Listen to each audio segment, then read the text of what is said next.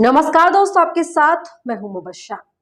दोस्तों, बड़े बूढ़े कहते हैं कि पहले सोचो और उसके बाद करो, लेकिन इस सरकार में ये अजब बात है कि पहले फैसले थोप दिए जाते हैं, फिर सोचा जाता है। यानी कि पहले गरीब जनता पर पूरी तरह से बोझ डाल दो और बाद में आकर अपनी सफाई पेश कर दो। इस सरकार पर घंटा फर्क नहीं पड़ता उस फैसले से कि आपकी जिंदगी पर उसका क्या असर होगा। इस सरकार को घंटा फर्क नहीं पड़ता इस बात से कि आप रात दिन करके सड़कों पर भटकेंगे, दो वक्त के खाने के लिए तरसेंगे।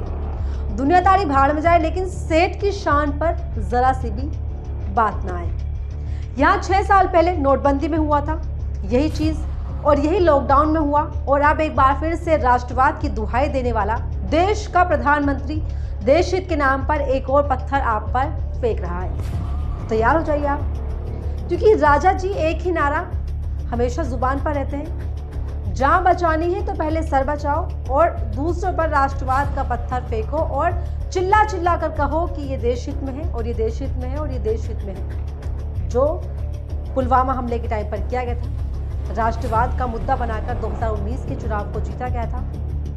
राष्ट्रवाद का नाम लेकर आपके साथ में हमेशा धोखा किया जा रहा है। जो आवाज उठाएगा वो देशद्रोही कहलाएगा। अब करते फिरो आप कि मोदी है तो मुमकिन है, मोदी योगी की सरकार, डबल इंजन की सरकार, क्योंकि यही आपको खाना और पीना देगा और यही आपको जीने का सही सलीका भी बिल्कुल अच्छे से सिखाने वाला है, जैसे कि सिखा ही रहा है। तो आप बने नहीं राष्ट्रवादी, राष्ट्रवाद का ज्ञान देते घूमने, क्योंकि ये वह सरकार है जो आपके बारे में कभी नहीं सोचने वाली। अपने दोस्तों और अजीजों के बारे में सोचती है, अडानी और अंबानी के लिए सोचती रहती है, क्योंकि ये गरीबों की नहीं बल्कि अमीरों की सरकार है।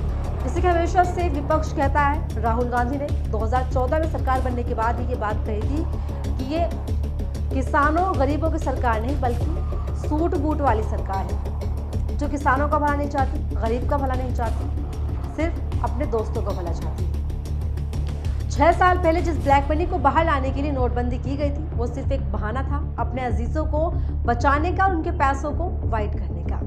तो ऐसे में एक बार फिर से मोदी सरकार को याद आ रहा है कि जो सरकार ने फैसला 6 साल पहले लिया था वो गलत था।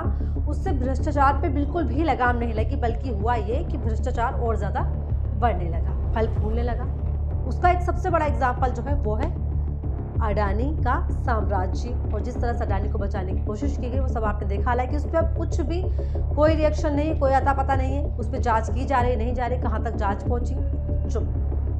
दोस्तों, पहले देश हित के नाम पर नोटबंदी की गई, 1000 का नोट बंद करके 2000 का नोट चलाया गया, और अब देश हित के नाम पर 2000 का नोट बंद कर दिया गया है, ये कहकर कि इससे भ्रष्टाचार पर लगाम नहीं लगी और ये भ्रष्टाचार को खत्म करने के लिए एक बहुत बड़ा कदम है, जैसे कि पहले कहा। ठीक है, पहले देश हित के नाम पर देश की अर्थव्यवस्था चौपट हो गई और आम आदमी को जान तक गंवानी पड़ी। अब एक बार फिर देखिए देश हित के नाम पर आपके साथ में क्या क्या होता है, आप देखते रहिए, क्योंकि जो हालात पहले हुए उससे गरीब आम जनता भी उभर भी नहीं पाई थी कि एक बार फिर से गिरती हुई अर्थव्यवस्था को एक बार फिर से गिराने की तैयारी मोदी सरकार में जोरों शोरों पर की जा रही है। और प्रधानमंत्री नरेंद्र मोदी जापान में दौरा कर रहे हैं और अपनी वाहवाही कर रहे हैं, मोदी जी मोदी जी। कौन होगा इसकी जिम्मेदार, आप या मोदी सरकार? फैसला आपका है, क्योंकि मोदी सरकार को वोट आपने दिया है। तो सवाल भी आप खुद से ही कीजिए, जो आपके साथ हो रहा है वो क्यों हो रहा है, कैसे हो रहा है और उसका जिम्मेदार कौन है, खुद सोचिए आप। और आप बने रहिए अंधभक्त और करते रहिए मोदी की अंधभक्ति और मोदी मोदी का जाप, क्योंकि मोदी जी ही आपको खाने को देंगे, मोदी जी ही आपके बच्चों को शिक्षा देंगे, मोदी जी ही आपके बच्चों को आगे बढ़ाएंगे। आपका फ्यूचर बिल्कुल ब्राइट होने वाला है। जब आपके बच्चे बाबा के नाम पर अपने साथ फ्रॉड करेंगे और अपने बच्चों को पढ़ाने लिखाने के लिए विदेश में भेजेंगे ये सरकार, तब आपको समझ में आएगा। आप लड़ते रहिए धर्म के नाम पर और धर्म के अंधकार में झोंकते रहिए आप खुद को। नमस्कार दोस्तों, इस वीडियो में इतना ही। बने रहिए हमारे साथ एम न्यूज़ पर। एम न्यूज़, साथ सच का।